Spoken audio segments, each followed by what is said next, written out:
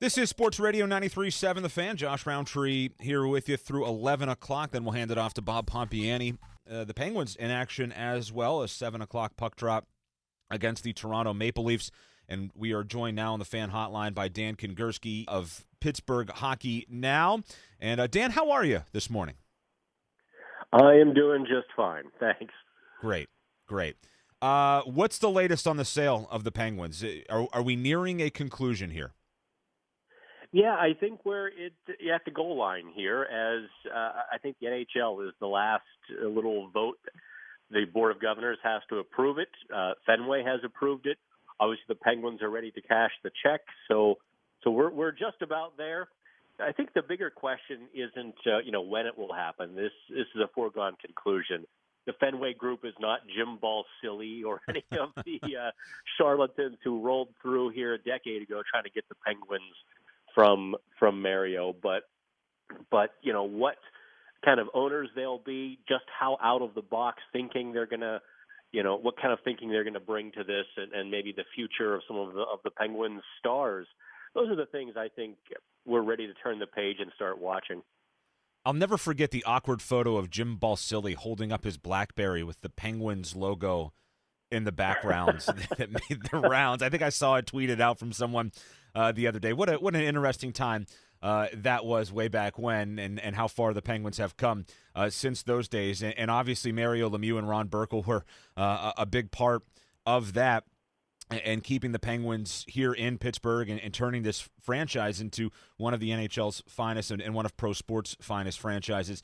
But in your eyes, why are Lemieux and Burkle trying to get out of the game now? I mean, obviously it seems like Lemieux might have somewhat of a role, Burkle, who knows, but why do they not want the ownership of the Penguins anymore?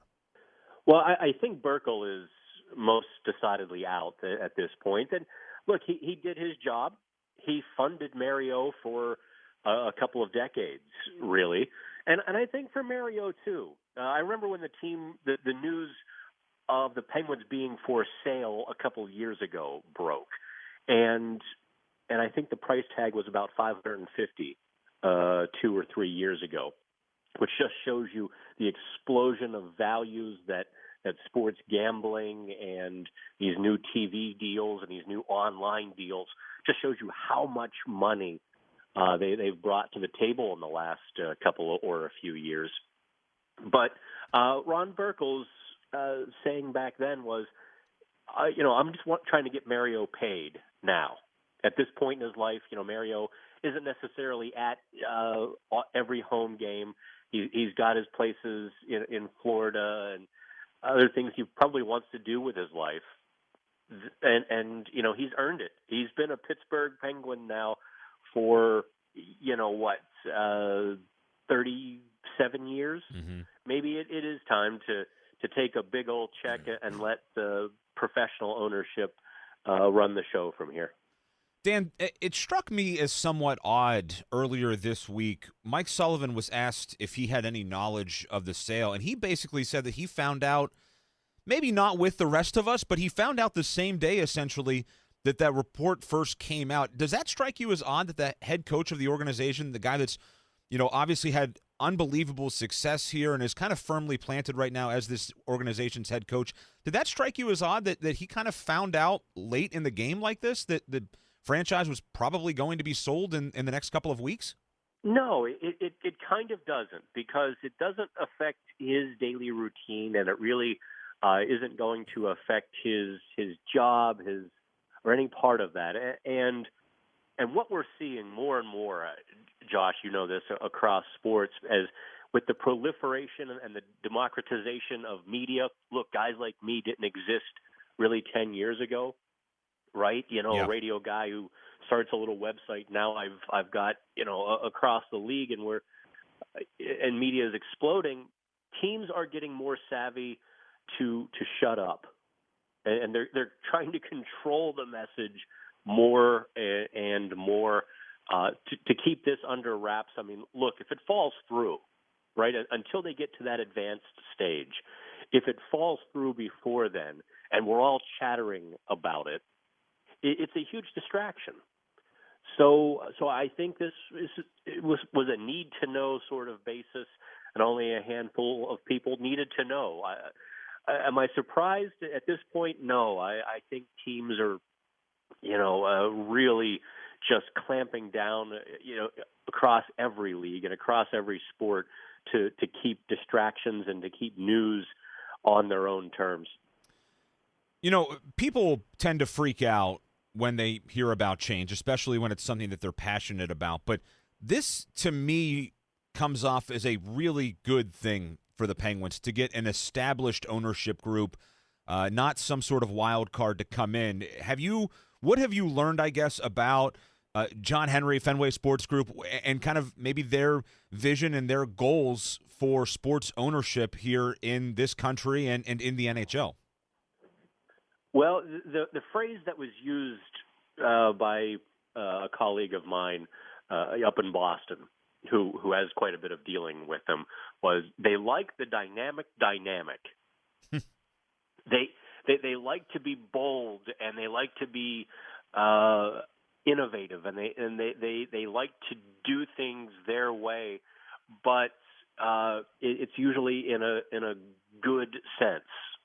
They like to kind of I struggle for a word, but I guess maybe electric or dynamic. They want to be good owners.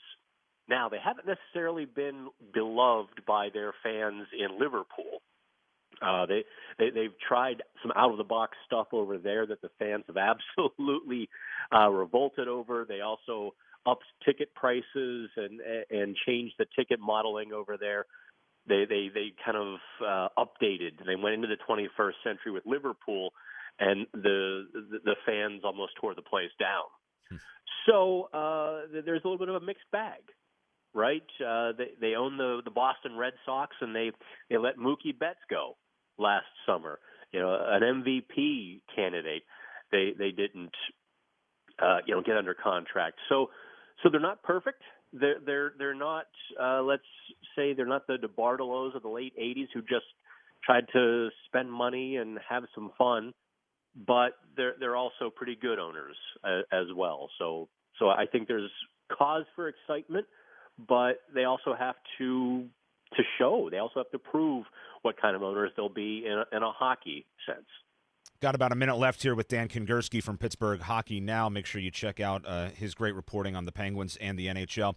Penguins tonight in Toronto. Seems like during that Buffalo game earlier this week that some sort of switch was flipped, right? This team started to just kind of play in an unbelievably aggressive attacking mode, and obviously the big win over Montreal showed that. What changed for this team? What are they doing different here over the last 4 periods of hockey? And I'm guessing part of that revolves around number 87 being back on the ice.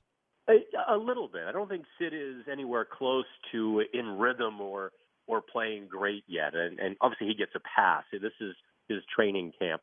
I think they finally got angry in the Buffalo game. They finally snapped and said enough, and they just went for it.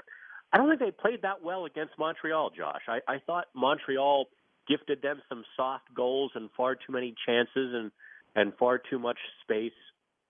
Tonight will be a huge test for the Penguins because Toronto is a really good team, if not a little bit soft themselves. They've won 9 of 10. So they're going to come out on a Hockey Night in Canada broadcast. They should have all 8 cylinders firing, and they really should take it to the Penguins after that 7-1 drubbing the Penguins gave them back on the 23rd of October. So I think Montreal was a nice palate cleanser for the Penguins, but tonight's the real test if they're able to play that structured system with a good hard forecheck and get some of their pieces in place. Dan, thank you so much for joining me here this morning, and have fun covering the game tonight. Appreciate all of your insight. All right, take care. All right, that's Dan Kingerski, Pittsburgh Hockey Now. Make sure you follow him on Twitter and check out his reporting. Really good stuff there on the potential sale. It sounds like it's going to happen for sure of the Pittsburgh Penguins. We'll be back with more right here on Sports Radio 93.7 The Fan.